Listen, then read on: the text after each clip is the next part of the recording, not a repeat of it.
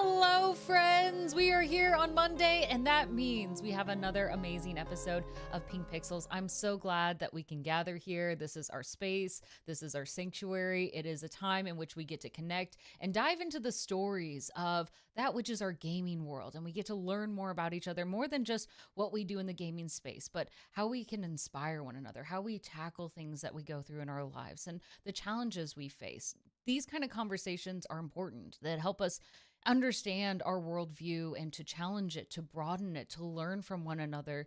And that makes our own life so much richer. Selfishly, I love this because every single week I learn something. I go, oh, I never thought of that. And it broadens my horizons, or it gives me a new way to challenge things. Because let's be real, the week is already hard as is, okay? Working day in and day out is exhausting. I struggle as a human being. So I love that every Monday we have amazing women who come in here and they give such wonderful perspectives that help us connect, that help us approach our life, and help us realize that we're not alone in this process, that we can support one another, that we can encourage one another, that we can push one another, and we can help create opportunities for one another. This is a space where we really get to build something amazing. And I see all of these wonderful names in chat. Thank you for coming by. This is an important place where we choose to participate, where we choose to listen, to engage for ourselves, for the communities that we're in, for our guests that we have each week. It's important. And I know I have something similar to this like every week that I say, but I say it because I mean it. How we build spaces, the people that we build them with, it matters. Our time is one of the most important resources we have. It's so limited. It feels like I never get enough for sleep. I'll tell you all that much. But when we do have that time, how we give it to others, the events that we dedicate it to, that tells a lot about who we are and what we care about and the values that we hold. And so I cannot thank you all enough for choosing to come here, to value the stories that we create, the investment that we make in each other. And I hope that what you get out of it continues to expand on the great value, the wealth, the needs that you have in your life to help you further your own goals, to make your own life richer in a variety of ways. Now, as I mentioned, we have amazing guests who help lead us in this. They are our lens. They are our gift that we have every single week. And this week, we have an equally amazing guest. And as a nice little bonus, as you all know, if you type in chat, you are put into a nice little drawing to win a little gift from our Zenni Optic friends. But today, and a little surprise for our wonderful mod as well, we're going to do a bonus giveaway because our guest is bringing her own little offering, and we'll do that at the end of the stream. But I don't want to offer any surprises, so just know that there are two chances to win today. Two chances, two different things. We love a good surprise, but more importantly, I think it's time to ruin the surprise of who's here today. So please, if you all be so kind, help me welcome our amazing guest for this evening, Michaela Frank. Michaela, come say hello to us. Hey, hello. How are you guys doing? How are you?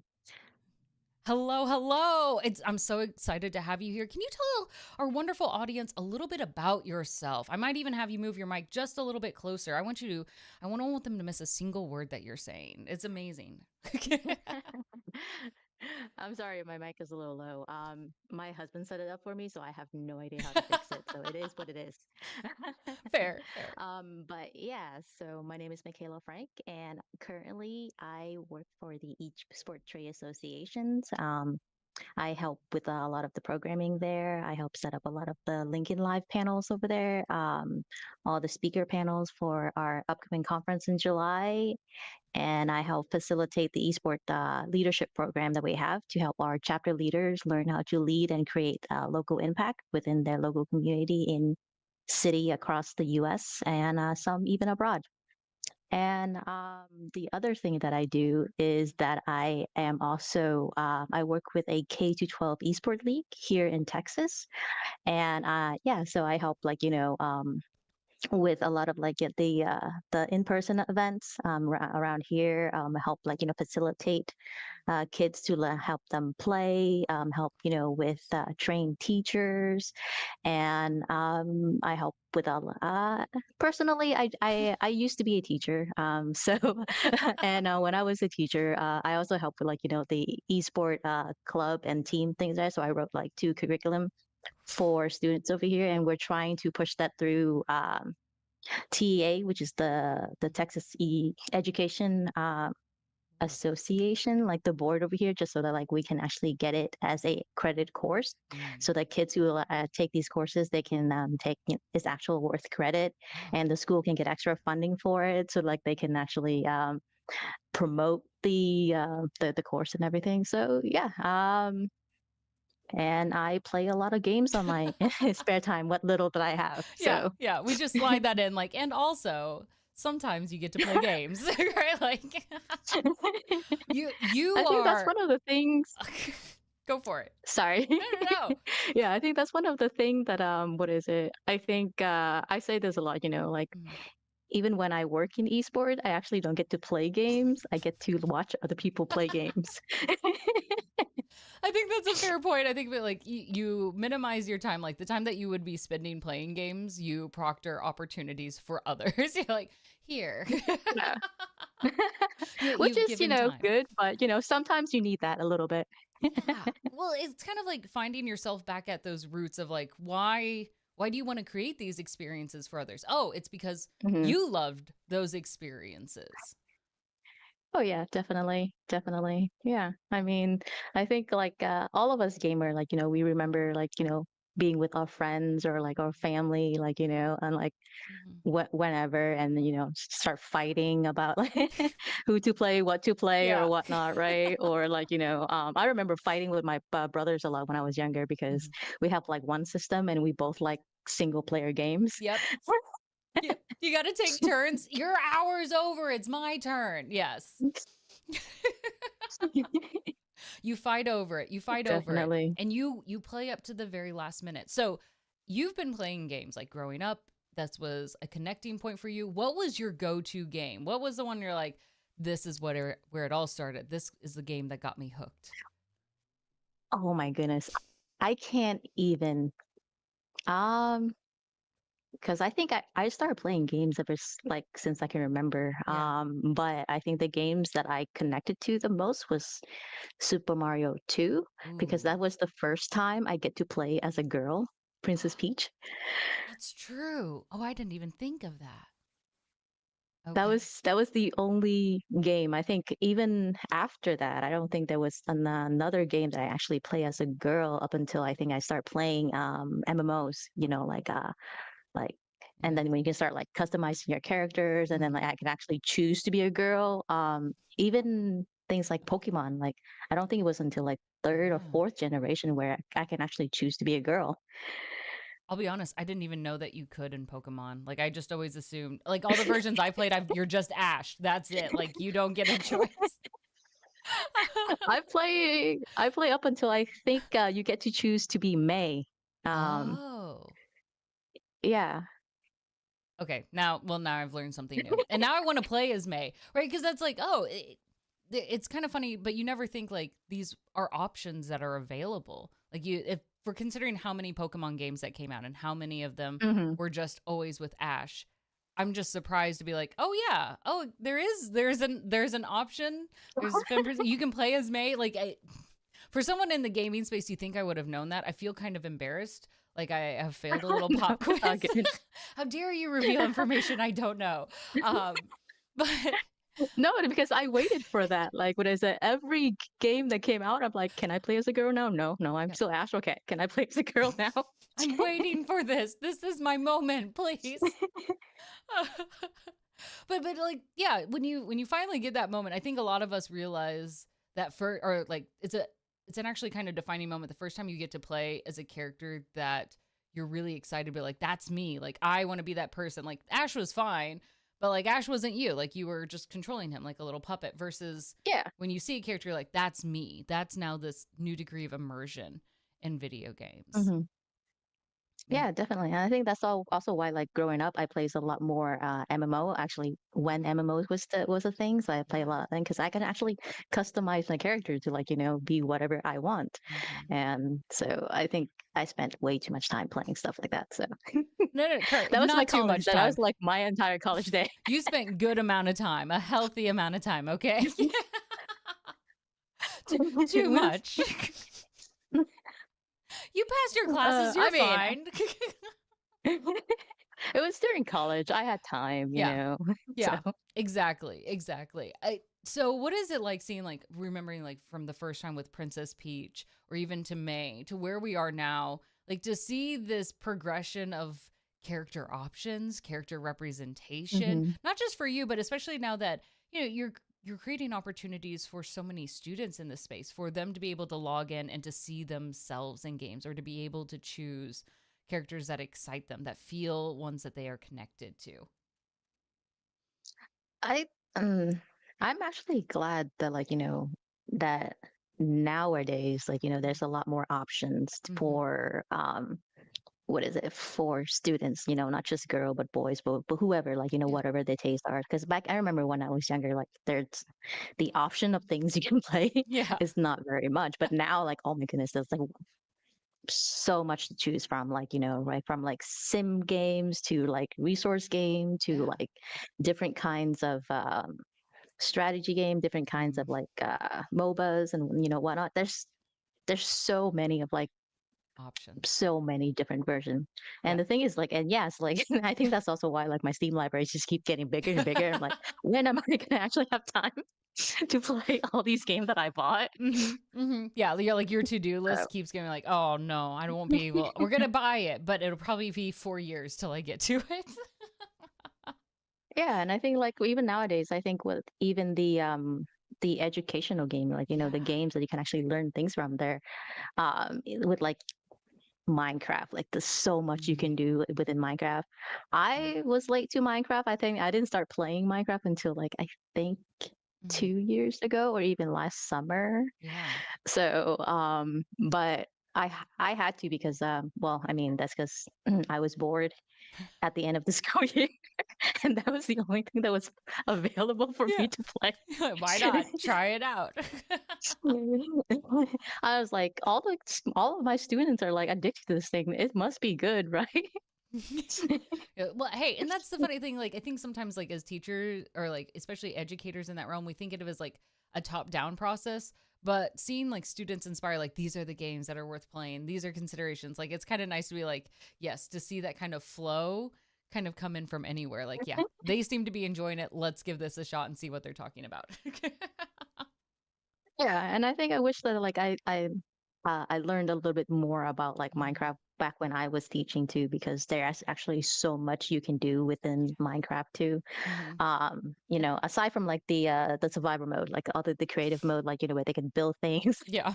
Yeah. the education edition where you can actually program and like add more Mhm. things to it. I think that it actually it opened up a lot more possibilities within the classroom than what's offered. So. Mhm. I think you're right. I think a lot of people do think of like the standard one or just where it's only fun, but Minecraft really is a catalyst for students to go in and try like building things, right? Like there's a lot behind it, even just in the creative. And then, of course, you mentioned the Hmm. education space where it is like it's all around like teaching for coding. There's different Hmm. challenges that really line up with a lot of Yep. curriculum. What is it? Because I mean, sure, maybe when we were growing up, we had like Oregon Trail, math munchers, right? But it was still pretty Yeah. minimal of like when we got to go to the computer lab. I think I even remember when we first got a computer lab, which sounds old to say. Like I remember when computers were brand new in our space. But to see the integration and now, especially seeing Hmm. it first, yourself as an educator, and then kind of helping to build these relationships. What is it like to see more and more of these two separate worlds, video games and education, become closer and more entwined? I think I think in order for education to reach the younger generation right Yeah. now, we kind of have to because every kid's play games. Mm-hmm. Every kid right now is a gamer. Like, that's Oh the, yeah. it's not like, are you a gamer or are you not? You are like, even the kids who tell me, oh, I'm not a gamer, she'll be there like playing Candy Crush all the time and talking to me about like, the Candy Crush World Championships. Mm-hmm. And I was like, and you tell me you're not a gamer? Yeah. Yeah. I'm like, yeah. Mm. So you kind of have to. And the thing is, like, I Yeah. think one of the thing I really I try very hard to do is like raise awareness that like gaming Mm. is not bad, right? It's Yeah. not a total waste of time, especially if you understand, like, what the kids are doing when they're actually playing games. Because, like, Mm. when I was playing game, right, like, if I can't beat a level, it just frustrates me, and I just Yeah. want to sit there and go at it until, like, what is it? Until I pass the level, whatever that is, right? Yeah. And what is that teaching me or like the kids? Mm. One, persistence, right? Hmm. Problem solving. And then and then trying new things, right? And then just to not give up when, like, you hit something. And then Yeah. it's also like to let them know, as a teacher, that, like, if they care enough about something, they will sit there and they will find a way to get it done, right? Hmm. So, like, with this, so we know that if we can get kids to care about whatever it is that we're teaching them, whether it is we frame it in a ways that, like, shove them into like a Minecraft world, Yeah. right? And then what is it? Then they will be more likely to be engaged. They will be more, and if we can get them engaged, if we can give them a way to use the knowledge that we're trying to instill in them, why wouldn't we? Hmm. That's So. true. Why I think that's such an important question of like, well, why wouldn't we? Why wouldn't we do this? And I am curious Mhm. in the classroom, what have been barriers that have stopped creative video games come and play within the classroom? What have been things that have like made it difficult to allow that integration to happen? A few things. One is a legislation called COPA, which is the Mm, child. Uh, it's a privacy act, like what is that make a lot of software and website to not collect information from kids who are 13 and younger. And I think mm-hmm. it's bumping up to either 16 or 18. I'm not sure yet. Okay. But so that's one. So whatever, so not a lot of like company would actually, like, would want to do that. Oh. um Yeah, because if they can't collect data right now is the highest, like, currency out there. So it's the most valuable. So it's Oh, money. if you can't buy. Yeah. I- but I think that's such an important point. Like at the end of the day, these companies do need to make money. The question is where are they Hmm. getting it from? So if it's no Hmm. longer tracking data, then it has to come from a budget somewhere. And Somewhere. schools Yep. have already tight budgets as is, right? So Yeah. okay. And the other barrier is, what is it? Just getting buy-in from, like, either, how much does it cost? Mm. Do the teacher know how to use it? Yeah. Are, training, extra training from a teacher needed? Like, Hmm. because I can do all these things, but I know a lot of teachers don't know how to do these things, right? Hmm. They don't know what's Minecraft. They can't, download a thing, go in there and try to just figure it out, right? I'm Yeah. so used to, like, playing games. I'm so used to, like, going into, like, different software and whatnot, right? Because I Hmm. spend my entire life on a computer. Yeah. So, I can do all of that. But, for other teachers who are not so technically inclined, like, we have to teach them, and then aligning them with standards, right? So it has to be purposeful. Like, we can't just Mm. throw them at a game and, like, say, like, here you go, like, learn stuff or, like, do stuff. So it has to be, lessons has to be very Oh. uh, planned out, right? Yeah. Like here's the So, clear yeah, this steps. yeah, Okay. no, it's just like, yeah, yeah, this lesson you're teaching them this skill. This lesson you're teaching them this skill. It is Hmm. in, like, this standard right here. It's so it's I can do all those things, Hmm. Yeah. and I take a lot of time doing all those things, and I put in a lot of extra hours, doing those things. But some teacher may not be able to. So. Yeah. Well, because this is oftentimes where teachers have to cross apply. Like currently within a lot of Mhm. typical, right? Like, or what you might see as standard education lessons is that they, you know, get their degree, their bachelor's within Mhm. education and history, or education in music, or education in arts.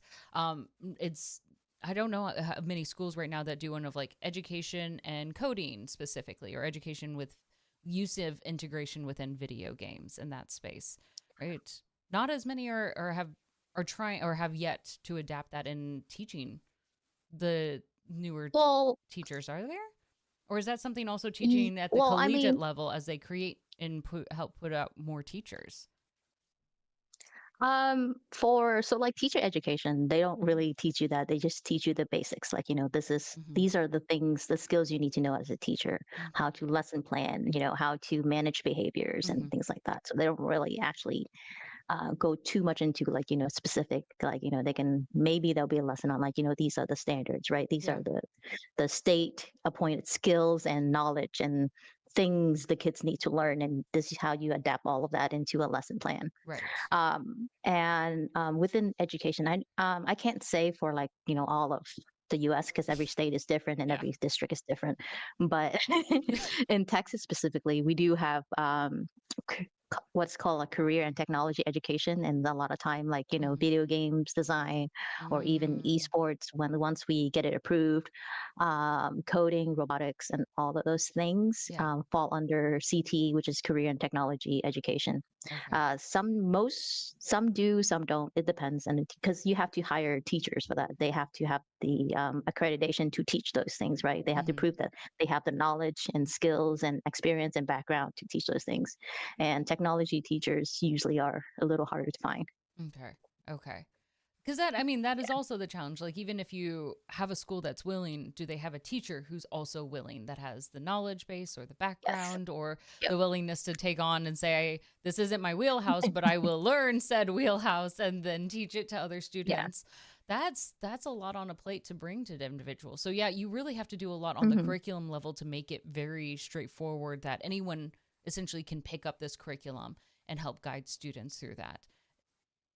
Yeah, and there's that. I mean, and there are curriculum, but it's also very few in between too. And there's also like curriculum that are nice, exciting, and there's curriculum that are like not so exciting. What? You mean curriculum? Although no, no, no, no. But I think you point out a good aspect of it. Like curriculum writing in and of itself is. I'll be honest. I don't enjoy doing. I don't think anyone has ever You want to described it like do so. a sexy job, like but it is so important when you think about like the planning that comes from it as you create Hmm. moments that hopefully then translate to things that are valuable in the classroom. So you help create a lot of these curriculums, and of course, as a teacher in a back with this background, you've done a lot of curriculum writing within this space. Wow, what makes a good curriculum within the esports? When you look at this and you sit down, like we want to introduce this in a school, what makes it good when we bring these two worlds together? What are things that you're looking for that says this is something that we want to see more high schools or middle schools picking up? I think it's just a relevance Oh, and mm, within the real world, right? mm-hmm, So one of the lesson, one of like the project that I had my kids do is actually learn how to like pitch for sponsorships. So ooh, I love that. Yes. it was fun. It was a really fun project. So like Hmm. and that's a relevant skill, right? Yeah. Not just to pitch like to ask for like sponsorship money, but also like learning how to like uh, sell whatever idea it is that you have, right? Hmm.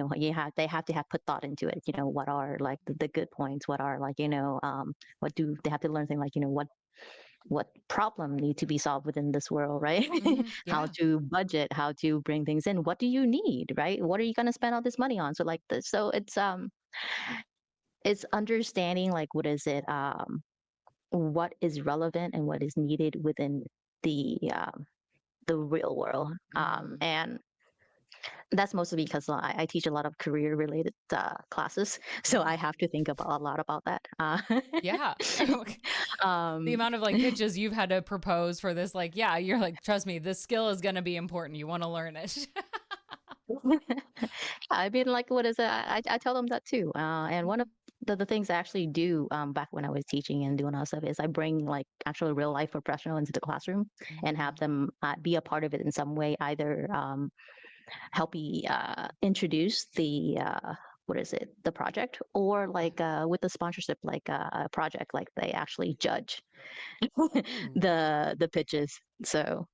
Yeah, so it's just, it's just to bring a little more relevance and what is it, and help the teacher answer the question why.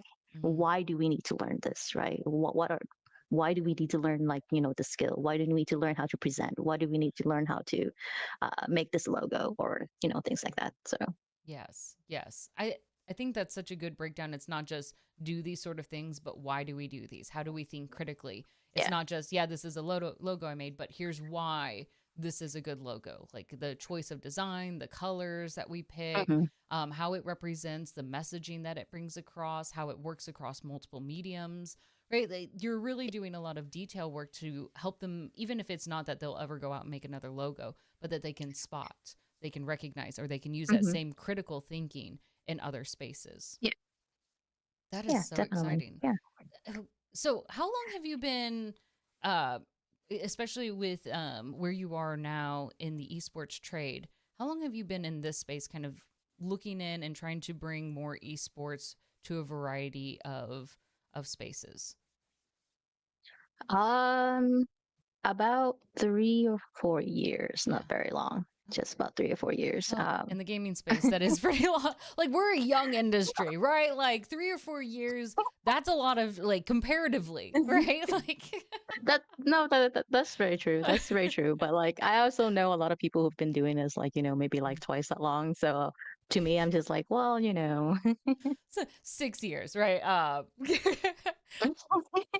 But you've been doing it like 3 years. Like, this isn't something like we're trying to figure this out. When you've been starting at this, like when you first entered into it, what were some of the things that you're like, I really want to make sure that we make this happen? And have you been able to kind of reach those goals of where you are now? um, so when I first started, um, I just felt like I didn't know anything. And Yeah, one of the things I really wanted to do was just, learn and talk to as many people as possible, sure. and, just learn as much as I can, go to a lot of events and things like that. And I I want to say I've learned a lot, and I have. Um, I've learned so much, but I still feel like there's so much more I needed to learn. Like, this space is so different Yeah. in the fact that, like, there's so many different aspect of it, right? Yeah. There is the broadcasting and production side of it. There's the competition side. Mm, There's the live event side versus online event side. mhm. There's the marketing, okay. There's the partnership aspect. There's I can go on and on and on. Like, there's so much, and like, and Yeah. as one person, I'm like, how can I learn all of this? Yeah. And don't even get me started on like scholastics, like, education space. Like, that's also like a whole, like, different universe. Yeah. So All those things you mentioned, all of those again, just now within education spaces, right? Like there's our live events that are open to the public, and hmm now we have ones that specifically need to be coordinating with these high schools in this area, right? Like yeah. you've got so many categories and then subcategories of those and how they align. And while there are similarities, they are still very different things. Do you have a favorite thing that you like to do out of your job? um It's I kind of like like picking a favorite putting child, on right? tournament. I like putting no, Yeah. that is true. But I like putting on tournaments. I think that's the most fun part, especially for Mm, students, because I know that, like, yeah. whatever they're experiencing right now, Hmm. they probably, most of them will not, like, go pro. Most of them will not Hmm. probably do this, like, after high school, or some might go on to college and, like, Hmm. compete within their college, but like most of them probably won't. So like, this is like, I can truly say this is the experience I can give them that they probably won't find anywhere else. So Hmm. Yeah, when you create those moments, the tournaments where they go and compete, and yeah. it is a memory. Especially when we think Hmm. of like the valued high school experiences. To be honest, I feel like I would like that more than like prom. Like the kind of person that I was. Awkward dancing, no. Put a controller in my hand, yes. That's the choice I would have preferred. No, that is actually very true. Okay. One of my the memory that I have had from high school was Yeah. actually not prom or any of the dance or anything, Mhm. is when at the end of the school year, my friends and I, we took over the computer lab, Yeah. and somehow one of them got like a game on there, a Rainbow Six game, and we What? all connected the entire lab together, and we all just get in there and spent like I think a week just playing that game. Oh my goodness. Yeah, that was Yeah. awesome. It's those shared moments of like this is who you are in the spaces with the people that you've gone to school with. Like those are valuable bonds. I feel like sometimes when we think of like the quintessential high school experiences, they're they're so narrow in who it fits Mhm. and the experiences that we want to offer. So I love the idea of like how you're bringing this in, not just on the curriculum level, but like creating experiences for them, celebrations, competitiveness that allows more students to express who they are, to celebrate things that they love, to be able to play the games that they enjoy, and to create community, kind of like what we're doing here, right? In that same way, to build relationships and to have it be celebrated. I think when I picture these moments, I can just imagine the first time when they come in and like it's a tournament, like there is the stage, there are lights, and to get that same kind of attention that you might see other athletes on their school be celebrated, like from football Mhm. to soccer, and to be valued on that same stage is well, that's Yeah. validating, right? Yeah, definitely, definitely. I mean, I hear stories all the time about Mhm. like, how some kids, the schools who, win and bring home trophies, they get honored just like, any other athletes, and like they're so excited and Yeah. whatnot. And all, so yeah, esport team within school offer the same benefits that any other sports Hmm. or school activities out there. And one of my favorite thing is that back when I was a teacher and I offered them, the spaces to all of this, is just it offer so a lot of kids um that are in my room, either playing games or practicing and things like that, they don't do anything else. That is, this is the only thing they do. So I remember, I think like my last year, I got a little card from a kid. I still can't picture, if it's you, I'm sorry. I still can't picture this kid in my head. But Yeah. he wrote me a note. He's like, at the end of the year, a little card is like, thank you for like, what is it, offering me this space, because I had nowhere else to go. It's my favorite place to spend my lunch time. And I was like, oh, yeah. Wow. So, That's yep. that's a huge thing to know that you've because we all know high school can be a very isolating experience.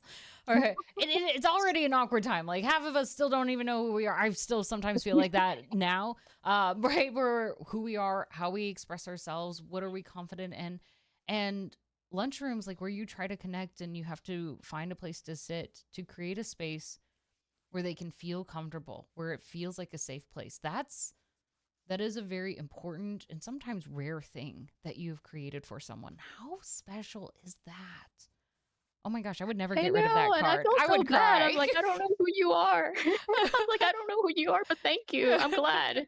But Oh, I mean, like my room, when I'm in there, because like I have things I need to do and duties and all of that stuff. So yeah. like I can't be open all the time. But Hmm. yeah, there's like 30 sometimes, like sometimes I actually have to like kick them out.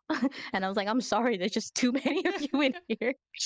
They gave me the smallest Of room with all the course. computers and all the game systems and things like that. Yeah. And I'm like, But what a problem to have too, right? Like at the same time to be like, there are so many students that want to be here. Our room is too small. Like, I hope eventually the school looks at that and goes, we need to find a bigger room. Like, you don't want to create a space where students have to be turned away. But at the same time, that kind of shows to the success of that program and how it resonates with students. Like, that's like both sides. Like, yeah, it sucks that there's not enough, but also like, look how much students want this, right? Like, it's a thing to celebrate. It's a yeah, benchmark that you have hit that hopefully allows and encourages more growth, and especially from the school itself or from any organizations that are helping to support in.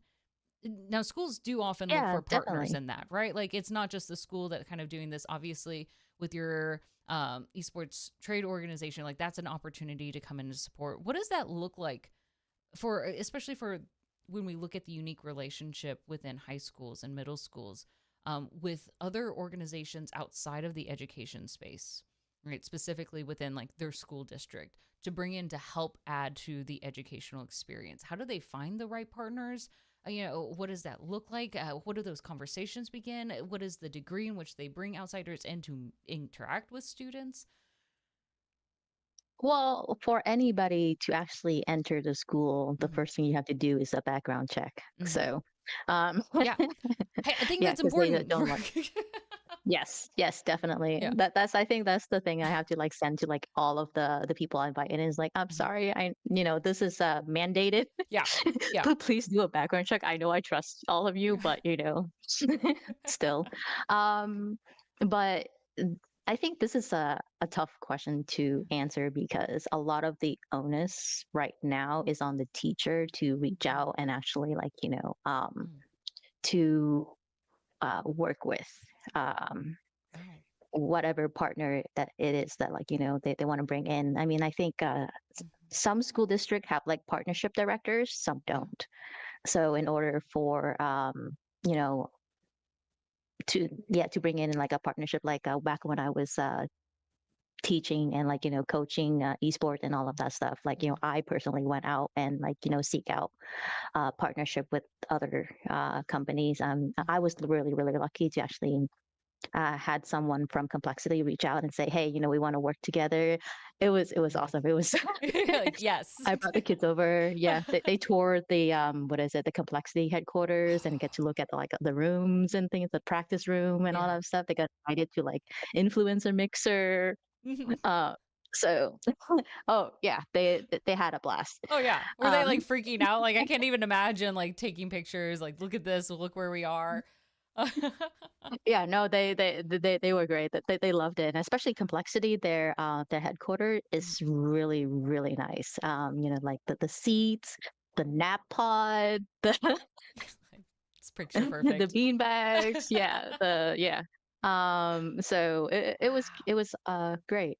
But the thing is, it has to be falls on the teacher to do all of that. And some teacher, they don't have time or they don't know how, Yeah. they don't know who to reach out to. Yeah. I was lucky because I when I started that job, I was already with TechSep, which is the Scholastic League. So Mhm. like I already had some of the relationship built and things like that. So I was able to reach out and get people to provide help provide. But yeah, it's I don't want other teachers to feel bad because I know how much work it was. Like Yeah. I yeah, I put in a lot of work. I work like 12, 16 hours a days and things like that. So I wouldn't want any teacher to do that. I did that because I wanted to. I did that because I Mhm. was I was on a mission and I wanted to accomplish it. But I, Yeah. I don't expect teachers to put in that work. And there's something to be said about life work life balances, especially when it comes to teacher because Yeah. they put in so much already, like so much. Yeah. Um, Working with a lot of teachers right now, I know every time I have to ask for something, I feel so bad. I was like, I'm so sorry. I don't want to ask, but Yeah. Yeah. because I know they already like put in so many hours, and all of it because they want to do they want to give their students experience, and then they want to give their student things that like they wouldn't be able to. So like Mhm. yeah, it's You come from a there point of need to empathy. be All right. a better yeah. Yeah. Yeah, there need to be a better way. I I think this is because you really touch on it with a lot of teachers in these spaces want to provide the best experiences that they can for Mhm. students. Like they want to go and they want to tour these spaces. They want to take them to venues. They want to have them meet professionals in this space. And I love that you share like, hey, this is I got to go visit theirs. All right. You were already involved. What if you could talk directly to teachers at the high school, middle school Mhm. level, any of those, right? And they're saying, I want to bring in these kind of experiences. I want to bring in esports. I want to bring in gaming. I want those in my classroom. I want these for my students. Where do you suggest they begin? right? How do they begin reaching out? Is it just like, hey, obviously it's not as easy as like a Facebook post, like, hey, friends, do we have any esports athletes happening to follow me already? Where do you suggest that they start? Now, of course, you're in Texas, right? You know some of the initial starting points. What might be for perhaps some specific resources for Texas teachers, but even some good general steps wherever they might be, especially in the United States? Um, so one of the places that I started, and that that's Mhm. actually how I actually get started working with the trade association. I actually joined the trade association, Yeah. and what is it? So that like I wanted to see. I wanted to get connected with with the what is it, the community, right? So I actually joined, and from there I actually got to meet a lot of other people. Yeah. John Davidson is like someone who I've invited many times to student events. Um, You're like, all right, I got some connections. so and he's awesome. He actually came to like every event I invited him to. Oh, So he's great. we love that kind of support. But It he also, helps. yeah, Yeah. definitely. But I think also like in I'm not sure if there is one for every state. There's probably not, but Mhm. I do know that most of the states have teacher run esport league out there. Yeah. So if you join those, they're usually really helpful. Like in that, there'll be a lot of Yeah. other teachers, other event organizers, who are in the space who can actually start helping you out. And they can, a lot of them will, know somebody, Yeah. you know, because we have a Discord, an Ooh. interstate like esport league Discord where we go in there and it's like, hey, we're having trouble with like, Riot is like, blocking us out. Does anybody have contacts, right? Yeah. Like So, someone has to know someone, yeah, right? sometimes they do, sometimes they don't. Yeah. Yeah. But, every,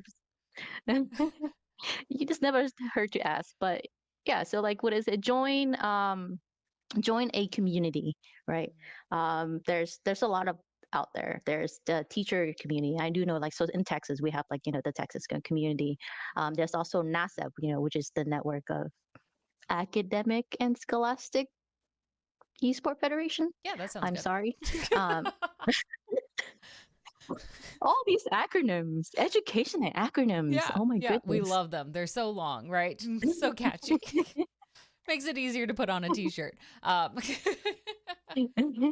Yeah, so yeah. like there are a few, like, what is it, just communities out there, right? Mhm. Or even like, you guys, the gamers. I know there's Yeah. also Wise, there is Mm. Wiggy. Mhm. So yeah.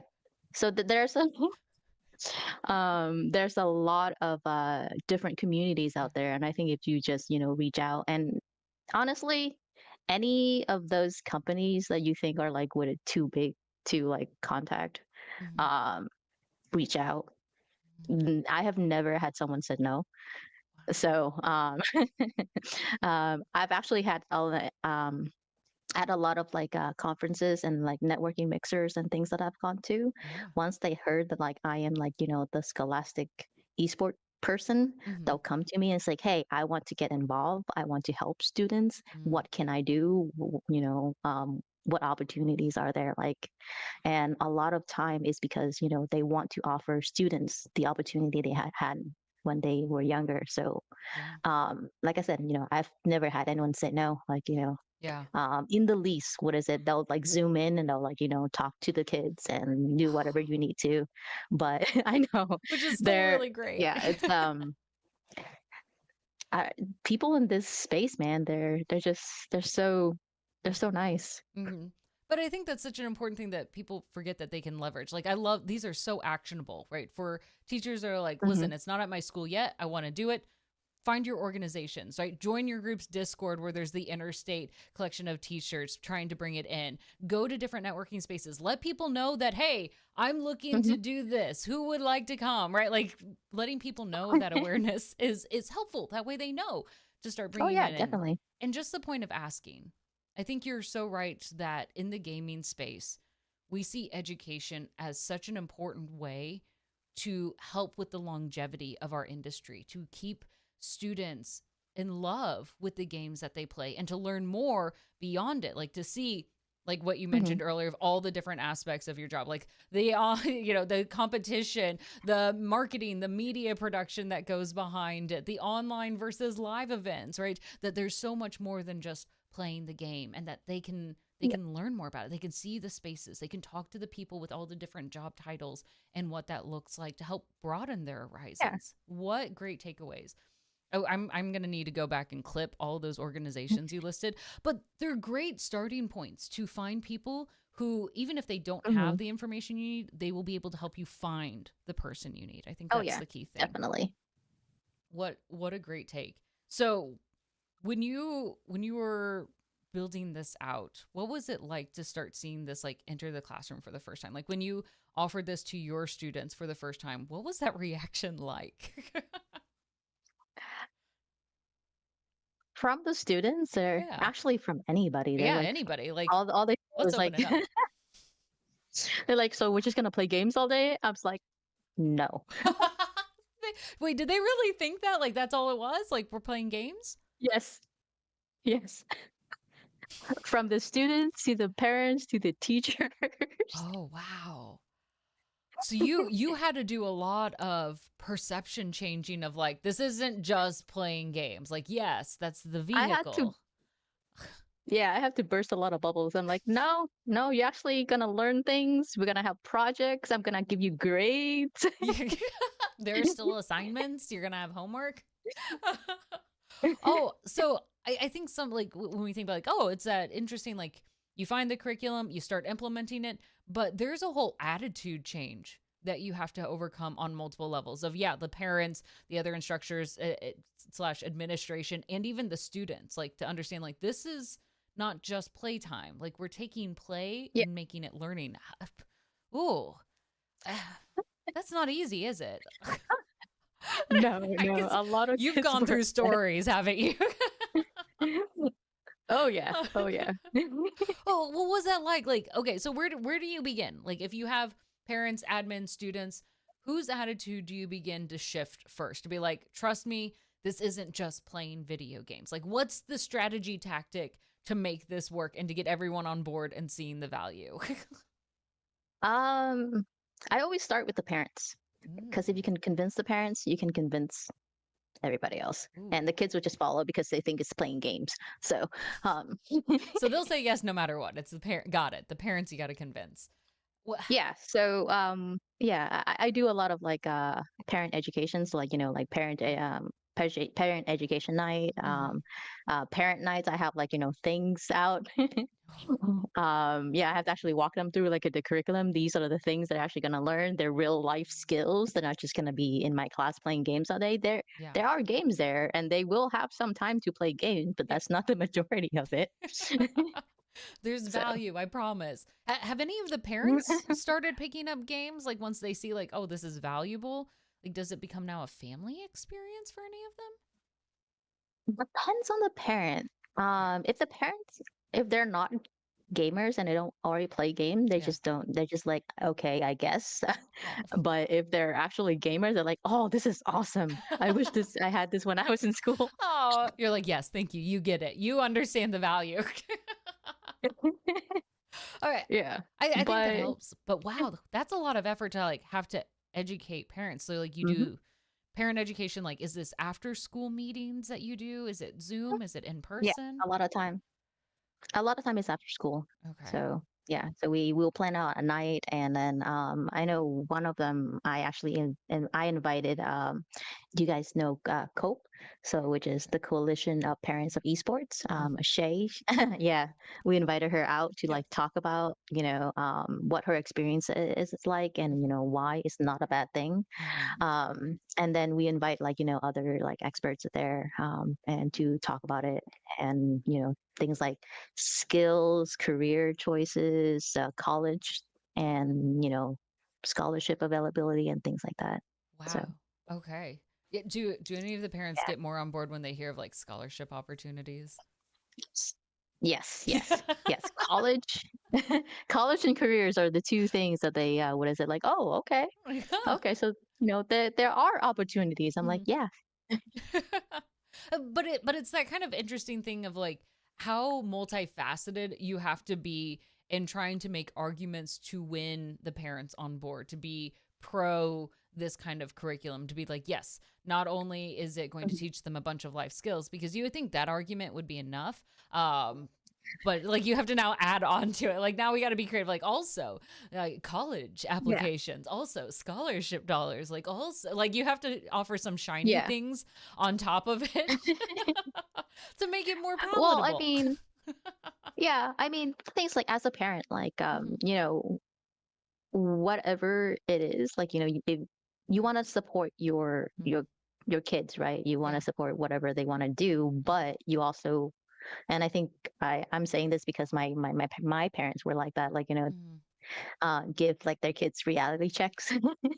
But like, sometimes whatever you wanted to do may not be viable, but if you can say, hey, these are viable like careers, or mhm. a viable path to college, or like, these are the things that, like, what is it, that are that colleges offer right now, Yeah. it makes them feel a little bit better, right? Mhm. Because parents usually just want what's best for their kids. So if you can assure them, like, yeah, it's not going to harm their future, Yeah. then I think they'll be more likely to be on board. So, That's fair. And I think that's really considerate because, you're not seeing these as like evil parents that are like, it's us versus them. They just don't understand, but you recognize their concerns. And both of you are, you're trying to make it so that both of you are working to the betterment of the student's experience. And I think that's hmm such a valuable connecting point in making sure that, yeah, we can move forward together. It's because we both want to make sure that we're creating good experiences. And it's not like you're sugarcoating. Like, you're not promising these students that they're going to become full-time esports athletes, make a full career. Like even at the beginning you're honest, like many of them may not even play into college, right? Like it's a small percentage, but yeah, you're giving them the experience right here where they are now in high school. So yeah. it's a very honest conversation that you create in this space. Well, I mean, I try to be like, Yeah. I don't want them to come back later on and say, hey, you promised all these things. I'm like, no. Yeah. But but the thing I think is just like, what is it? It's for me, I feel like, as an educator, my job is to give the kids choices, right? To offer them all the choices that are available, Yeah. whatever they are, Mhm. if they want, and the thing is like, what is it in high school? Is when they should learn like what they like, Yeah. right? What career are available. So like if they go to volunteer at an event to be like, a TO, and they're like, oh my goodness, this is terrible, I hate this. Now's the Right? time to find out, Too many people. Yeah. Yeah. Too many people come and asking me Yeah. questions, too many problems, right? That's fair. That would be So, very or overwhelming. yeah, Loud noises, or it's like, too if much. they, oh my goodness, yeah, those Mhm. places are allowed. Or like, if they really want to be a caster and they're up there, they're on stage and they freeze up, they're like, oh yeah, I actually don't like all this attention on me, Mhm, mhm, right? So it's about them learning, what, mhm. um, learning about themselves, and like, what they like, what careers are good. It's about experimentation. Like when I was younger, like in high school, I didn't get a chance to, like, explore careers and Yeah, things like that. yeah. I just chose one, went to college, got a job, and then like, ooh, I actually don't like this.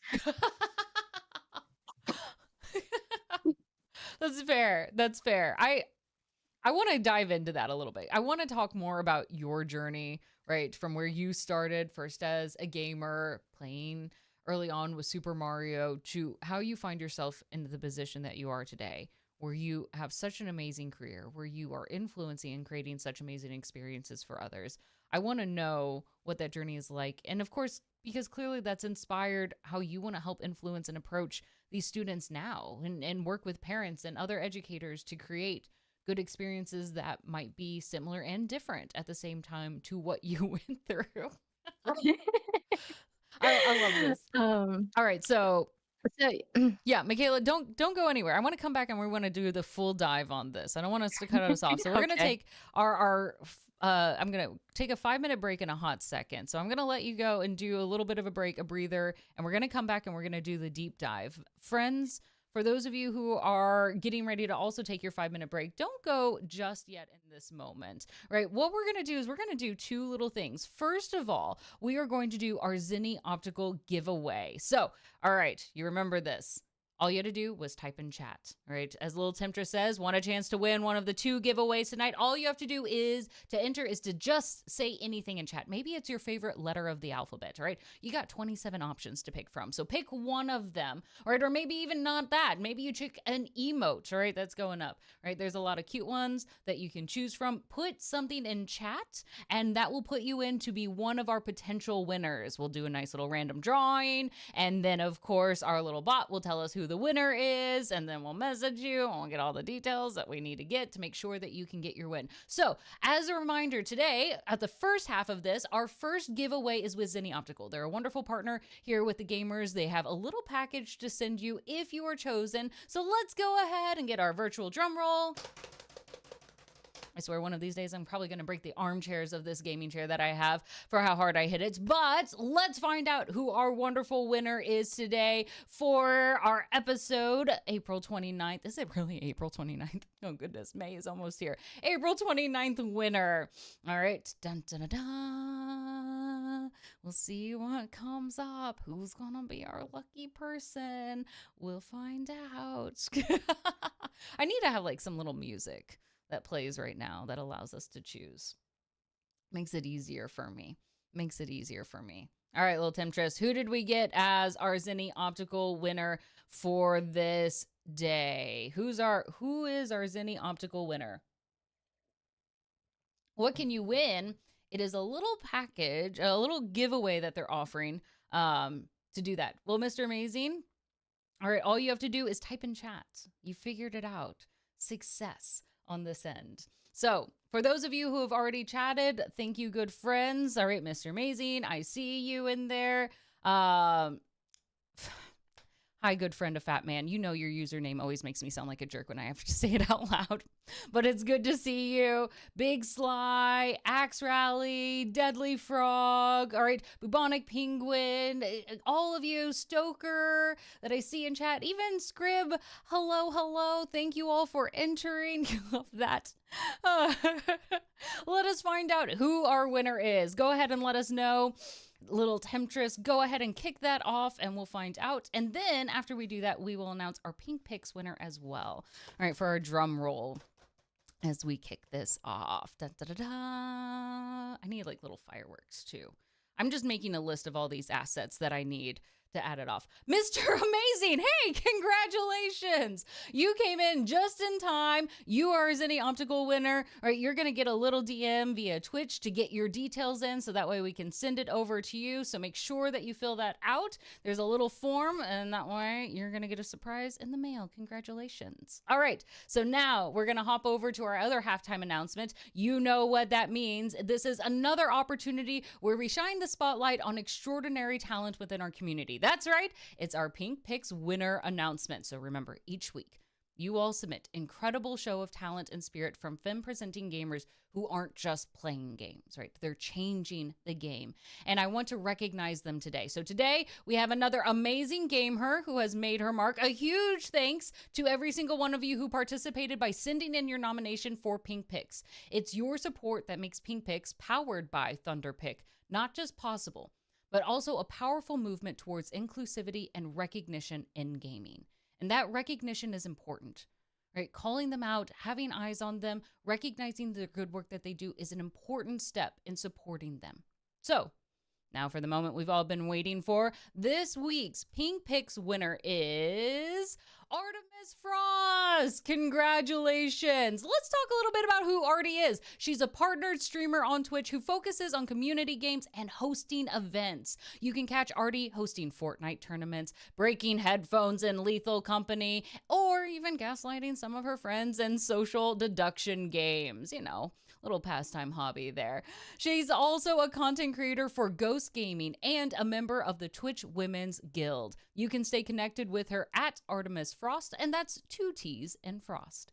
And of course, for being such an incredible part of our community, Artie will receive a swag bag from Thunderpick, packed with all the essentials any gamer could dream of. We're talking travel gear, high-tech gadgets, and of course, exclusive gaming gear to elevate her streaming space. So remember, this campaign is all about celebrating and supporting our peers. So keep those nominations coming in for next week's Pink Pixels. So let's continue to lift each other up in this incredible gaming journey. Make sure you head over to the Gamers Instagram to learn how you can nominate the next Gamer of the Week. All right, that's it for this little segment. We're going to take a 5-minute break and then we're going to come back and I'll see you all shortly.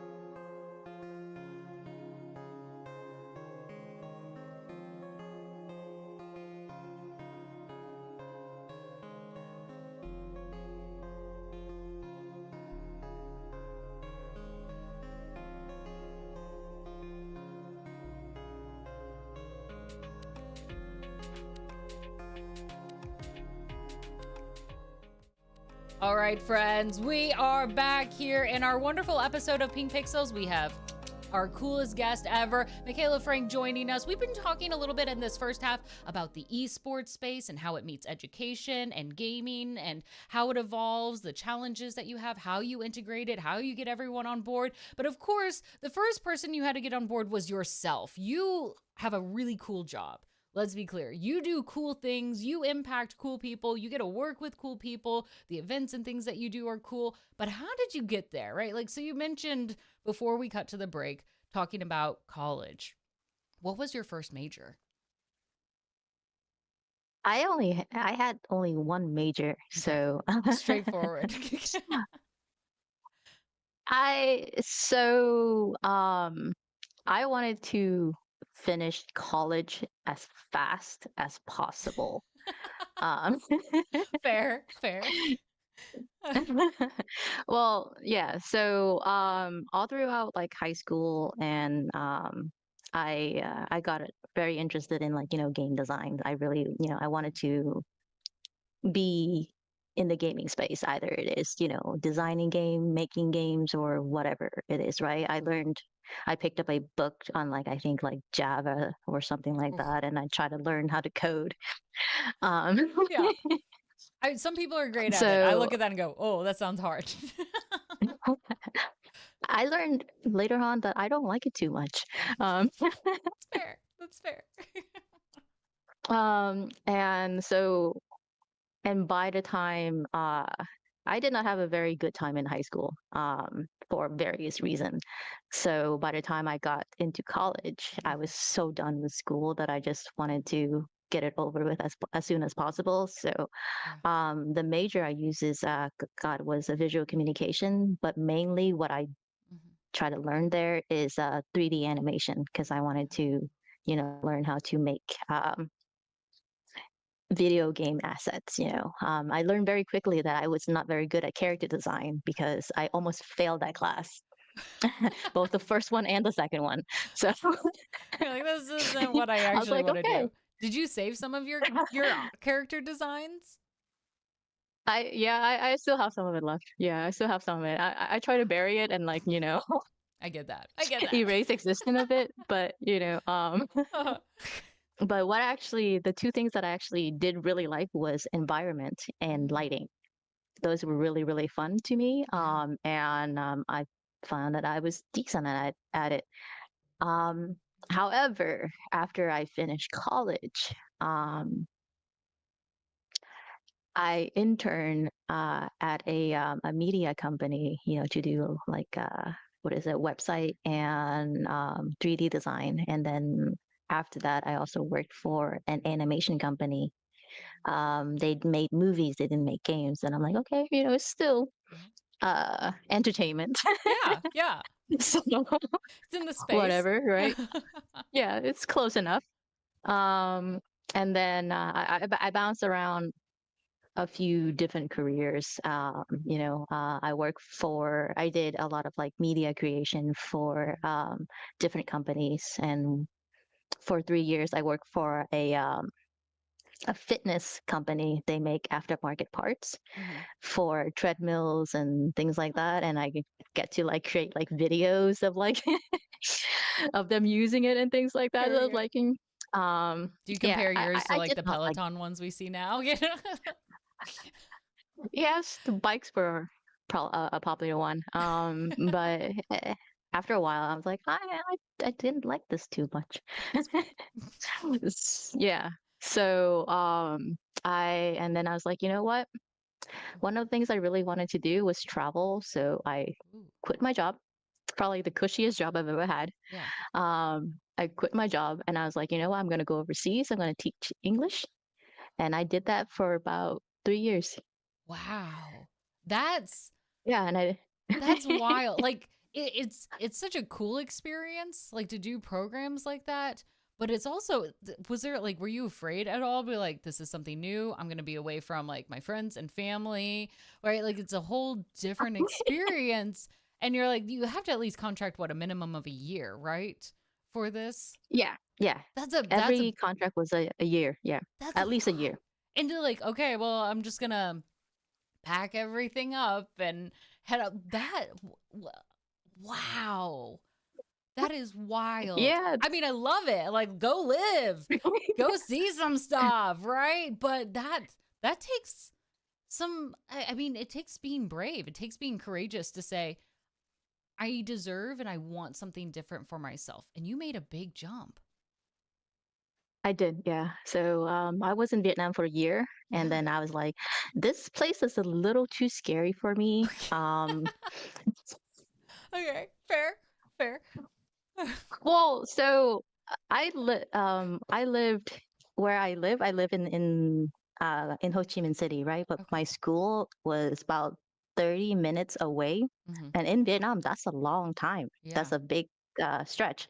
And the only path and the fastest path that Mhm. took me there was over this like small trucking route. And I was on like a small little motorbike that I Really? was often get pushed off the road to the side and Uh-huh. had to go through like people's shops on the side of the road. Oh, this sounds like a weird It's version of Frogger of like don't get run over sort of thing. Oh yeah. I mean, I was at the I had a friend who came over and visited me, and I Okay. took her around the city, and Yeah. at a stoplight, because there's over there there's really no laws and road regulation and things like that. And a bus was behind me, and I heard it, and then I felt it. What? It bumped me. I What? turned around. I was like, "Oh my god!" I think I would freak out. Be like, I'm gonna get run Yeah, over. Who bumps with a bus? I mean, with it any was a car. double-decker bus too. Oh my gosh. Okay, I'm just like this. I mean, you're here, you survived, obviously. So there's a slight comedic effect to this, like you on your small vehicle versus this giant double decker bus behind you. Like, oh, what? Yep. Yeah. Yeah, yeah. So after a year of that, I'm just like, you know what? I want to go somewhere where I'm not scared for my life every time I step outside. Yeah. So yes, so I went to Japan and I taught there for about 2 years. Okay, cool. Road safer then, I Yeah. assume. Commute not so bad. I mean, it depends. So like if you're in if you're in Tokyo and it's Yeah. like rush hour, you're a little squished, Yeah. but Still not fun, it's but not as bad as a double decker bus trying to run you over.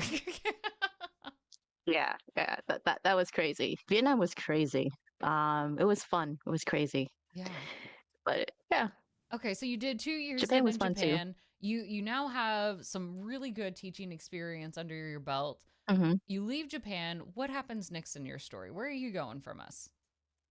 I went back to the U.S. and I Okay. got my teaching certification, Okay. and then I started teaching in Texas. Okay. So, and I taught for about 4 years Yeah. until I think it was at year three or yeah. And that a student came to me and he's like, I want to do esports stuff. Yeah. And I was like, is there even esports stuff for you to do? Yeah. So Oh, that's a good and question. then yeah. So I was like, okay, let me do some research Yeah. and we'll see what we can do. Yeah. So apparently there were there. So I think it was the year where Generation Esport, who does high school esport league nationally, Mhm. started their middle school league. Yeah. And then I that's also when I met another teacher who she's like, yeah, we have like an esport league here in like Texas. I'm like, we do? Yeah. Tell me more. Yeah. So and then yeah, and then after that I'm just like, okay, okay. So like and Mhm. I went to my principal and I was like, yeah. So this kid wanted, to do esport. Can I do esports? Mhm. I got no responses. So What? so my mentor teacher, yeah, I know. My mentor teacher is like, well, why don't you just do it? I was like, he didn't say no. You know what? That's a good counterpoint, right? I feel like a lot of us should take that attitude. Like when we get crickets, just assume they mean yes, then like full steam ahead, go for it. Like if they don't say explicitly no, then they didn't say no. Wow. Yeah. Okay. So, but that also meant like it was you had to forge this. Like you didn't have admin there helping Hmm. out and trying to find resources with you. It was you. It's just me. Wow. Well, okay, so you had a student, you had your mentor teacher also saying like, "Yes, go for it." Where did that begin, right? Like so then you go, "All right, let's pull this in. Let's start looking for curriculum," or did you start joining like other organizations to say I want to learn, sitting on Yeah, going to that's what I panels? did. Okay. So yeah, so I joined the Texas Teacher League, Yeah. which is it's a state-run teacher organizations. You know, like all the teachers in Texas who does esports. I joined and I started like and asked them like what do I do? So yeah, so I just started to get kids together. This is what we're doing. I Yeah. got them competing and things like that. And Wait, how did you even get yeah, to I just competing? Like are you like cuz you had to get like a space on like at your school, right, to like get computers or like budget? um yeah. It was all in my room. And I had an engineering room. I taught. So one of the things Okay. is that I've always taught technology classes, which Yeah. mean like usually I have like a computer lab. Okay. Um, So you just so got I to mean, I also do engine. repurpose. Yeah. So Mm, but that's what. So I always have a computer lab, and any computer that does engineering can do like basic esports stuff and like and one of okay. the title that I did was also like Smash. So, that's just a switch. Yeah. So it's not so it's not so bad. Mm, But after I think it was the toward the second part of the year yeah. that me and the other teacher she was at another middle school and we got together and we like we talked and we tried to get the admin to push and they did. They got us gaming chairs and then they got us gaming computers and all the things. Mhm. Yeah. I also wrote grants so that like we can get some Mm, fundings in and yeah, so that's how I got started. And after that year, a high school reached out to me. mhm. And it was a brand new high school that they were building, and Ooh. that would be the first year. And they're like, "Hey, we heard that what is it? You started like esport at your school. Do you want to come over and start a esport program at our school?" I assume you said yes. That sounds cool. My student was at my previous school was not very happy, but yeah, Oh, I yeah. said yes. I'm like, oh, yeah. I'm like, so I had admin support. I had like, and they had a lab, decked out, all Yeah. the computers, and they provided all the games. They provided, everything. So and the only thing I had to do was go over there and just start it. So, and I did. I went Wow. there, and that what is it that year Mm. one of the thing I really really wanted and I talked to some of my students that is that I wanted an all girls team Ooh.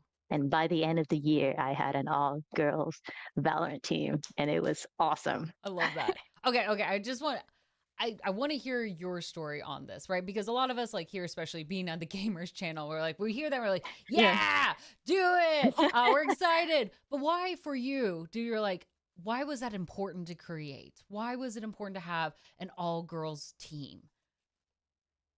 Because I don't see too many of them and Mhm. like and also like a lot of the girls for some reason even though they play even though they they really like it or like Yeah. one of the girls even like better than like all the boys on my team Yeah. but one none of the guys would admit that but um, but it's just that like they're so apprehensive about like joining and competing and like and one of the girls I think it was because like she doesn't she think that like other boys won't like her if she start like playing games and being competitive and things like that so Mm. for me I just want them to know that like it's okay that's a part of you if you like that that's okay if if you want to uh pursue that it's okay and one of my girls actually she's the one who's when I talked to her about that, she was actually the one who went out and start hunting all the girls that she knows play games and got them together and formed the team for me. Yeah. Um, You need to hook yeah, one. and she Once you said, get one on board, you can get the rest. "Oh yeah, yeah." Um, she said that what is it? She wanted to. The reason she wanted to do that was that to show that like what is it? All the boys who tell her that like girls don't game or like girls suck at gaming and things like that. She's like she wants other what is it? She wants to show that like what is it? Girls can game and compete and be good, and also for the other girls to say no, the same thing. Like it's okay. We can do this, Yeah. right? And it. Who cares what other people think, right? I love So. that. I love that. It breaks my heart a little bit because these are the same arguments I remember hearing when I was in high school, and that's been a while. But to hear that she like these are the same challenges that she faces. Like when she creates a Mm-hmm. team like this, it's because arguments like that exist out there still. That it is prevalent in her high school, right? Where people that she plays Mm-hmm. with, that she's skilled, and yet she still gets commentary like that. Yeah, it's kind of like the same reason where you might get some students like, no, I'm not a gamer, and they play Candy Crush because there's this weird barrier of who we think Yeah. can be a gamer. And so I'm so thrilled. I'm like to hear that there's this team, especially because we have difficulty seeing it on the pro level. We have difficulty seeing it on the Mm-hmm. collegiate level. And so of course, Yep. if we don't have these, later stages for them where it exists, it's hard to encourage it earlier on. So I love you're like, let's do it. Yeah. Let's create it. Let's make it happen. And that's thanks because you opened that door. You made that possible. You gave the support and encouragement that she could then do that. Yeah, and I think it's also because, and I think it's possible because like I'm also a girl and I do all Yeah. that stuff, right? I play with them and like Mm-hmm. I'm actually the one leading the esport like program at school. Yeah. Because I was talking to other coaches and other like esport directors and things like that, Mm-hmm. and if there's not a girl on the coaching team or on the directing team or like on the leadership team, Yeah. it's so hard to get girls on board because Mm-hmm. because again like they're afraid of like what is it what the experience would be. They don't want to be the only girl. Yeah. Some do. I mean, I'm usually the only girl, but I'm used to that. Yeah.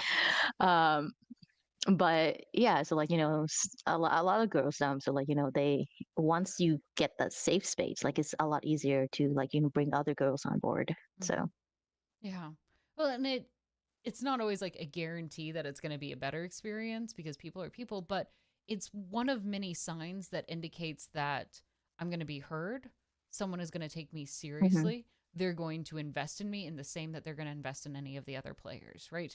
Like, and I'm not just this token, woman gamer that they've pulled in for publicity purposes, but they've already Yeah. invested, in bringing another woman on. I'm not the first, right? This is something that Yeah. they're taking me quite seriously, and they're taking seriously in how they build this team. Yeah, definitely. And I think that I mean, there's a lot of arguments, Yeah. especially within the education space, whether or not a girls only league Mm. is needed. And I understand it from like different side is like one like I think it's easier to recruit if there's actually is like a girls only league or like women like Mm. identifying, but the other side is like why do we need it? Can we just consciously like recruit girls and Yeah. try to like invite them and make it open? But I don't know. I'm still torn, like Hmm. some days I'm like, yeah, yeah, like a girls only league would be awesome, and then some of them like, why do we need one? So. Yes. I think you're right to note like the difficulties, the pros and cons. It's nuanced in figuring out why are we doing this and what are we hoping to try to solve, and what works in one space may not always work in others. And Hmm. like because the challenge is we see the problem and we know that there are fewer women in esports than there should be, especially when we look at skill level. Like we know this, we're like, okay, hold on Yeah. here. We have some questions. But it's difficult to figure out like what does our solution need to look like to be able to solve that. How long does it take? Are these temporary solutions? Are they permanent solutions? Like if we create a women's league, Yeah. does it stay? Is this something just to help boost and create spaces that are welcoming until it becomes more standardized? Do we just try, if we go the route that everyone's integrated, how do we make it more welcoming? How do we invite people in? Right there's a Hmm. lot of challenges as we try to figure out how we want to answer that question. And especially, I mean, at the Yeah, high I school mean, level, like that's, you're now dealing with students, like they're younger, right? These aren't like, yeah. adults, which I mean, a lot of esports athletes, even professionals, are still in the younger aspect of age. Like most of them are not, 50, right at this point. So there's that challenge of like, how can they advocate for themselves? How do they navigate these spaces when they're also trying to figure out who they are? How do we protect them in Hmm. these environments that we're welcoming them, we're asking them to partake in? Yeah, definitely. And I mean, it made me sad, like, hear that it came from like, the my team, but I Mm-hmm. do very much, try to instill like, good sportsmanship and like, getting them to like, hey, what best practices and like, what's good and what's not. But I can't be there all the time and I can't control every conversation. So um but still like I can only do what I can to give them the space that they need and to see the difference actually between the girls, Mm-hmm. not just like the girl as a team but also individuals, because I had one girl the entire year, right? Not a single word came out of her mouth. Mm-hmm. She went in, she sat down, she played, and she listened to other people and like, to tell them what to do. Yeah. At the end, the last couple months, she started talking, she started trash talking, You're she like, started like yelling yes. Give us the at the other emotion. like, yeah. And then yeah, and I was like, wow. Okay, so for me, I see like some time is needed. Yeah. And then I see the difference between like the boys team and the girls team, and how they solve problems, like what Hmm. they do at the end of like each match, Yeah. whether they win or whether they lose. um the girls would get together, so like, okay, like with like notes and things like that, what did we do wrong, what can we do better? Yeah. And the boys are all yelling at each other. It's like, it's because of you.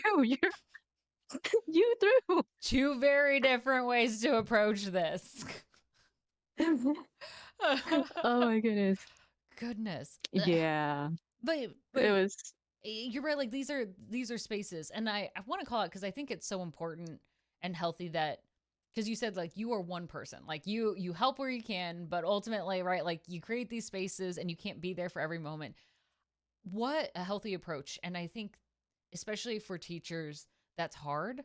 Like teachers take on a lot. They take on a lot of emotionally, mentally, for their students as you try to create the best experience that you can for them. But at the end of the day, right, like you can't be the only person in their life that helps Mhm, encourage them to apply these skills, to learn to be better. It takes other teachers, it takes administration, it takes their mhm, parents, it takes even their peers, right? That each mhm. other, where they say, hey, listen, dude, I don't know how high schoolers address each other these days.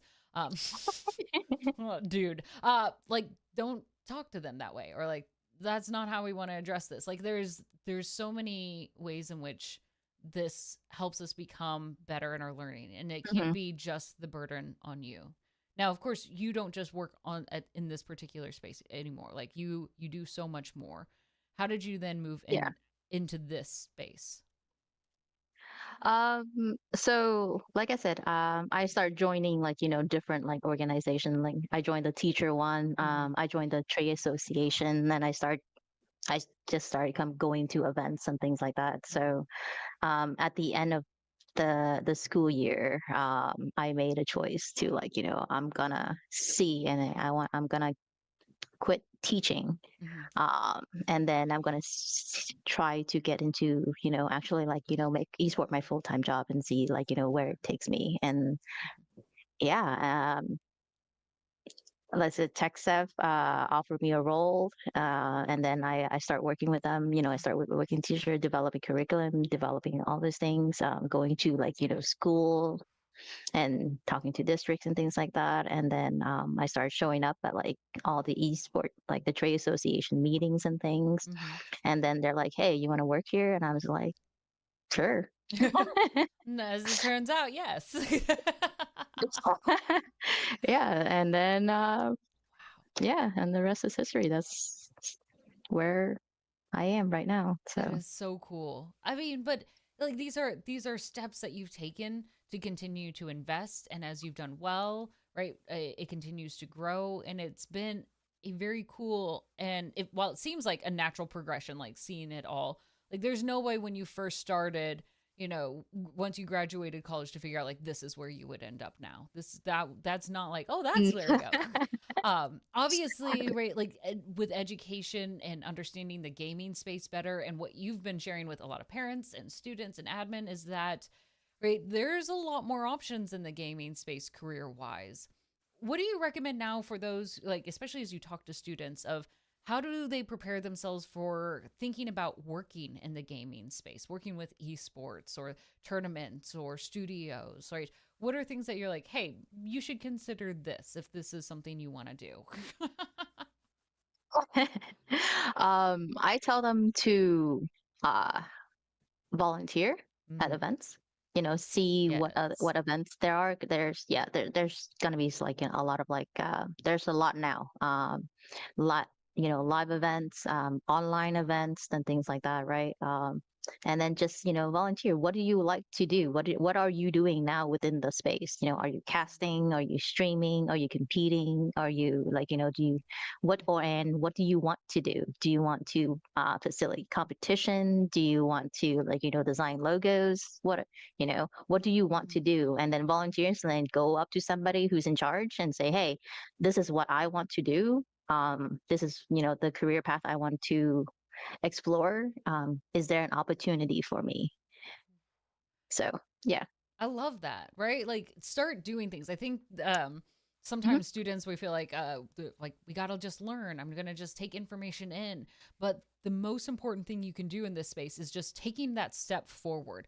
Letting people know Yep. I want to learn about this. I want to know what goes behind marketing for your event, your convention that you do. Is there someone I can shadow? Is there Hmm. some way I can help out? What can I do to just to be in that space, right? Yep. Whatever that looks like. And there's a lot more people, especially when you come in the position as student, that opens a lot more doors and conversations. And I think people Oh realize, yeah.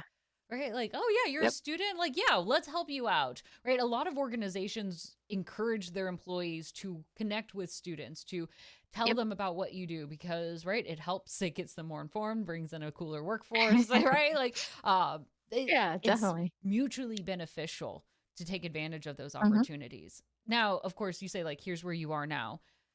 What are you doing in the immediate future? Like, you've got something on the horizons this weekend, right? Like, it's not just like, here we are, everything's good. You're continually progressing in this story. Where does this weekend take you? Okay, so this weekend, Hmm. like I said, I'm a part of like a K to 12 esport league. Yeah. We're called TechSep. It's Texas Scholastic Esport Federations acronyms. Um, but yeah, so we have our actually high school undisputed state championship in Fiesta, Texas, which is a Six Flag in San Antonio, Texas. Oh, that's So, cool. Six Flags Yeah. is very, yeah.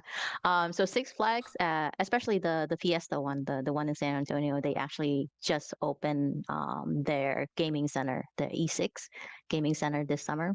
Actually last summer, yeah, last July. Hmm. I can't tell time anymore.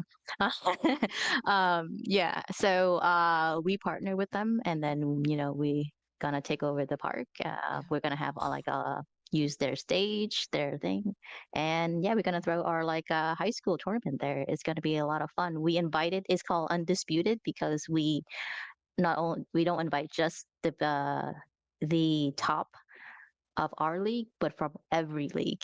Oh, every high school league. So like Play Versus, Generation Esport, Vanta Esport, EGF, like, wherever you compete, if you are like the top eight, top 16, depending on the game, yeah. we invite you to come and compete. And then, you can like say that you are the champion of Texas. Oh, dang. So this is also kind of like the who's who's of high school esports too, all convening in this location. Talk about just the hotbed of where amazing people are going to be at. And of course, you're at Six Flags. What a cool venue choice.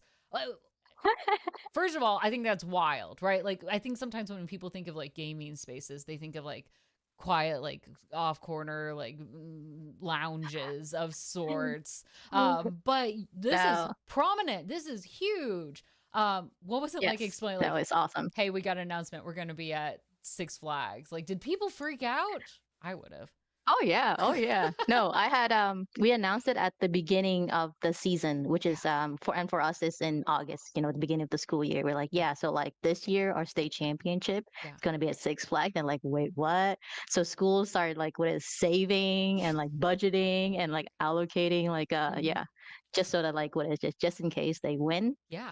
they made it and they actually get to go. So yeah, Okay, it's gonna that's be a lot good. of fun. And we invited a lot of colleges there, so we're gonna have Yeah. a college fair and whatnot. Ooh. So it's gonna be, yeah, it's gonna be awesome. That is amazing. So, because like when we think about venues again, like we mentioned, sometimes like the smaller ones. Did you all like as a group like have to contact Six Flags and be like, hey, we want to hold this event, or Well, did they approach you? actually, Yeah.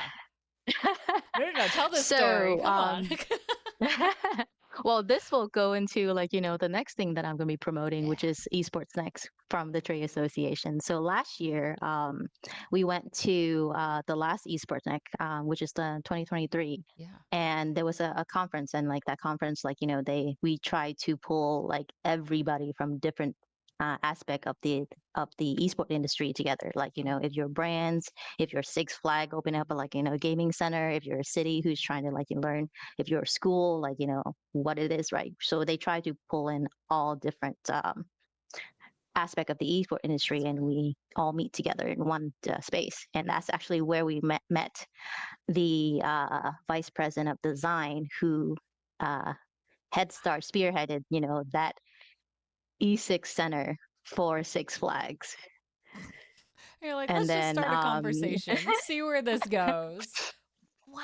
yeah, and then so our the executive director for TechSev, she was actually on a panel Yeah. for Scholastic Esports.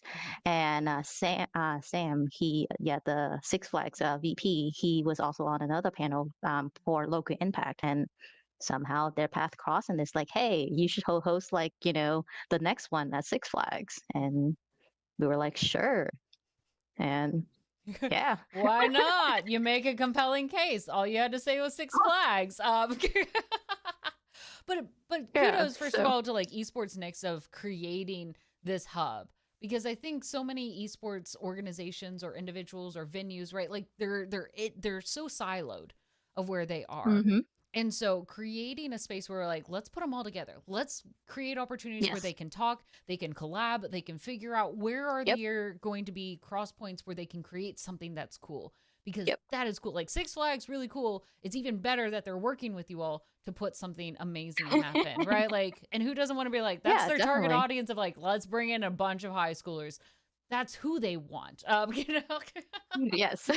everyone's happy. Yeah. Such a win-win space. So esports next, right? Tell us a little bit more about what they do. Obviously they put together this little collaboration, or at least the opportunity for these conversations to exist, but what else about them? Well, yeah, so Esports Tech is actually not just an event. So it's put on by the Trade Association. And the Mhm. Trade Association, we do things all year long, right? We put on panels, we host like networking events, virtual, if you're interested, or through or locally through our chapters. And our big event is Esports Next every year, where yeah, so it's just a member organization, a trade organizations where like, if you own a business, if you know whatever it is that you're doing within, you want to learn more about esports space, you're looking for somebody to collaborate with within the esports space, or you just want to check it out, you Mm-hmm. know, you join and you attend their events. They do a really good job in like promoting the members, whatever it is that they do. There's a lot of opportunities there, you know. So like if you have like a business, or if you have like, you know, if you're a person and you just want to get your name out there, yeah, I mean, there's a lot of things that you can do. But yeah, if you are interested in, you know, like learning about esports, learning about opportunities within esports, or just looking for somebody to like, you know, collaborate with, esports like is a great place. Like you know, like I said, we're just somebody randomly in Texas finding another somebody in Texas, and we're all at the same space, and like, Yeah. hey, I have a venue that needs people. I'm like, I run a tournament that needs venue, so like, you know, hey, let's get together. It's like a professional Um, dating site for these organizations. Like, are we your funny right you should say match? that. Yeah. Funny you should say that because one of the um, one of the event that goes on at Esports Neck is called speed networking, Yeah. which is kind of like speed dating. Yes. Yeah, Let's just pull so this we over. have a timer. Yeah, I actually did not get to do it last time Yeah. because I was actually on a podcast, Hmm. and I missed that. But I know I got there at the tail end, and yeah, so they line everybody up, and there's a timer, and you have like, I think like 3 minutes to just like, hey, Yeah. introduce yourself. And but it's a good way to meet everybody at the conference, right? And then you can, if you know something interests you or somebody interests you, you just like, hey, let's get together later and like, you know, talk about it more. So Yeah. yeah.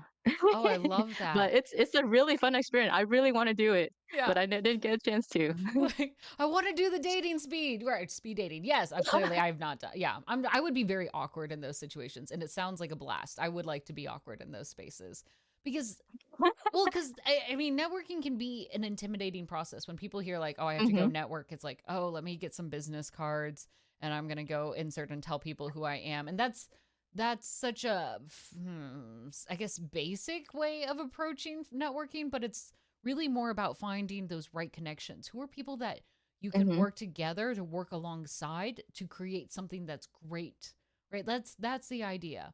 Yeah, definitely, definitely. And I think one of the thing that a lot of people say about the conference and you know at the end is like, one, we bake networking into everything Yeah. so that we force you to talk to each other and collaborate. Swear. But yeah, because like, you know, like if you go I go to, well, the past like year I go to a lot of conferences Yeah. because I had to. But you know, a lot of time a lot of time you don't get to find the people you want to meet with until like, you know, way later, when you look at like, you know, the attendees list, or some you find that like someone reach out in an email, Hmm. you know, 3 days ago, and you forgot to check your email and things like that. But you Hmm. know, if you can just identify right away who you want to meet, who might have a good, you know, potential collaboration, and within this space, collaboration is everything. So I love that. I think that's such an important and good final takeaway of like collaborating. That way you are not alone in this space. It is so much mhm. easier to build really cool and also legacy lasting events, spaces, communities when you are not the only one doing it. Yes, it's so hard when you're the only one, but you know, who wants to do it alone? No one wants a game alone anyways, right? No, It's not fun. no, it's not fun. Or then it becomes exhausting because you are doing everything. Like if Everything. you aren't Yeah. doing it, then it doesn't happen. But if you bring other people on, then maybe you can sleep. Maybe you can play that long list of games that you haven't had time to play because you have people that you Yeah. can rely on and also share that same vision of creating something that is equally freaking cool, right? Don't go Yeah, alone. definitely. Yes. What is the I mean, old the like gaming thing accountability like partners. it's dangerous to go alone. Take this, but instead of a key, it's like it's a friend. Like Mhm. take this person with you. It will be much easier. I mean, every game, most games, you know, there's always parties, right? It's never just, you know, even like you have a hero, you always have a party of like three or four or five, what? Yes. So, Yes, exactly. Exactly. I think this is fantastic. Now we are getting closer to the end of time. So we've got a couple things. Of course, we want to talk about all the events, plugins that you can offer for us, but you also had a giveaway. You want to talk about that a little bit to our wonderful viewers listening in? Yeah. So I would encourage you to like, go on the trade association and check it out. It's a really cool space, just to learn more and see what's out there and check out the conference is Yeah. a really cool place to be. It's in Chicago this year. And but So we have Jersey from uh from last year that we would like to give out to one of the awesome listener out there. So how many do you think we should give away? Two, three? Let's go What's a with good number? two. Let's go with two. And you know what? Hmm.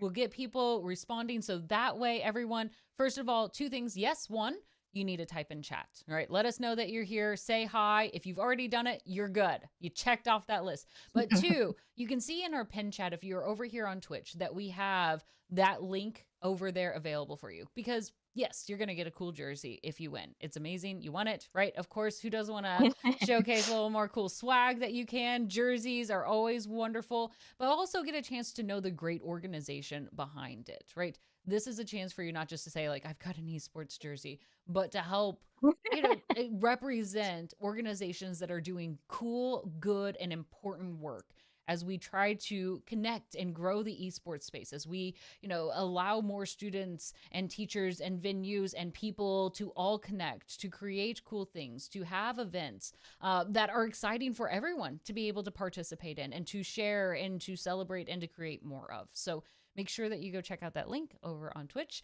So who wants a jersey? So I don't know. Can you see Twitch chat? If not, I'll read it for us. Oh, I can't. Okay. So. No worries.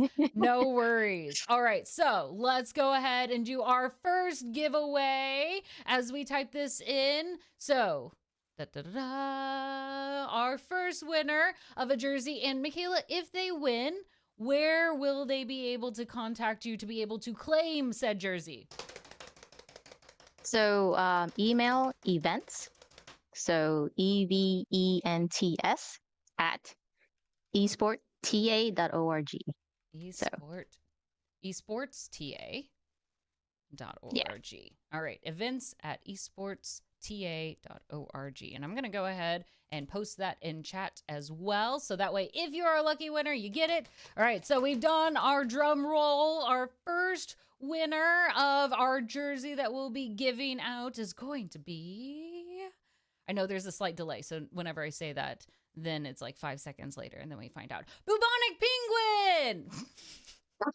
I love that. Congratulations. Oh my goodness. You're back. Your chat I is love back. penguins. Yes, it's even better. All right. Our first winner is congratulations, Penguin. Go ahead and you'll see in the type chat events at esportsta.org. All you have to do is email reference that you listened in to Michaela's episode on Pink Pixels, and they'll get your details to send you a cool little jersey. All right.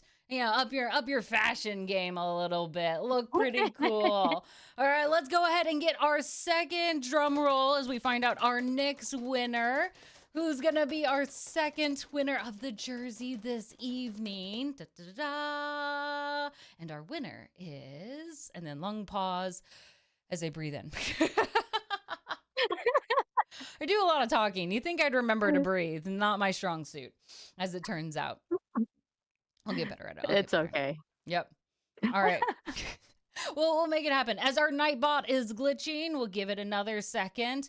All right. Bless the Nightbot. Please manifest good names. Please work for us. Technology, do not fail us today. As it does occasionally. It's okay. But if we talk nice to it, perhaps it will help us out. Yeah.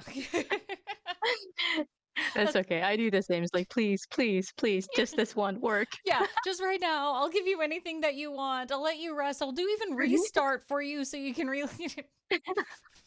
I can't remember the last time I restarted my computer. Yeah, small things like that. We will appease our programs. No.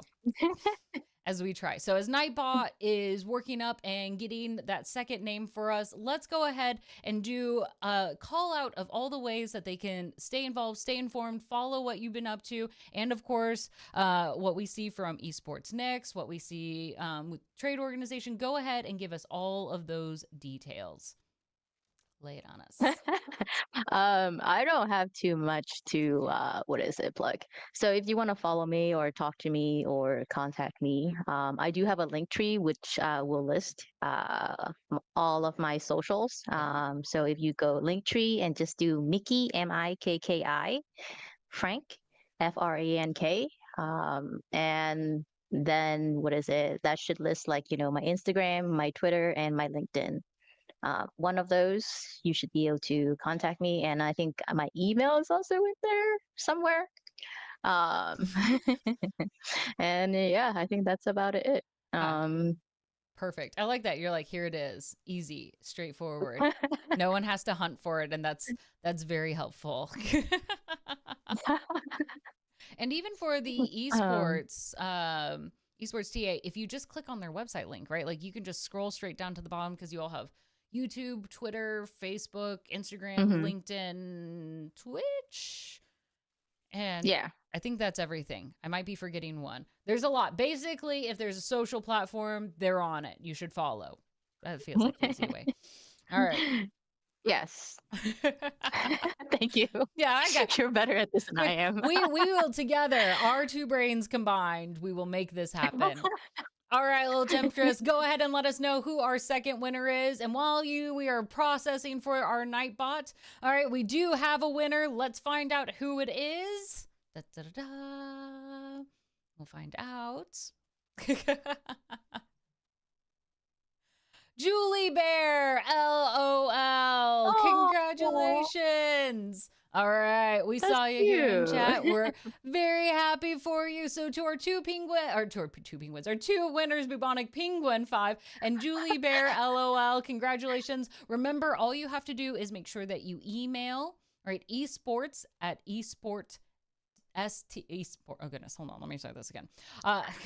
Events at esportsta.org. I'll go ahead and type that and paste it in our Twitch chat one more time for you all. There'll be a chance for you to win. Congratulations. And it's pinned at the chat as well. Little temptress, you got me covered. All right. Michaela, thank you so much for coming. Thank you so much for giving away the jerseys. And thank you for sharing your story, what you do, the impact that you're creating. You're an amazing individual. We're excited to see what happens at Six Flags. Who's going to be the undisputed winner that comes from this? All right. I don't have a team that I'm cheering for yet, but I'm going to have to pick someone. We're going to just probably go with whoever I think has the coolest logo. That's okay. That's how I also choose like who I think is going to win the Super Bowl. So I'm excited about all the great work that you're doing. Keep it up. Good friends. Check out, of course, the good work that they're doing as well. Stay involved, stay informed, take advantage of it. Michaela, any final words as we wrap up today's episode of Pink Pixels? Just go out and do stuff, I think that's, when you're living life, you should just, I don't know, do stuff. That's how things happen. That's how amazing things happen to you. Yes. So. Yes, we love it. Go do things. You want to do it, start doing it. What a good, simple, but important reminder to just take that first step forward. All right, that's your call to action this week, friends. Whatever you're doing, take a step forward in the direction you want to be. Don't just keep treading water. I know I mix swimming and stepping together, but you get the idea. All right, friends. We'll see you all next week for another episode of Pink Pixels. Until then, take care of yourselves, pet a dog, and drink some good water. Bye, everyone.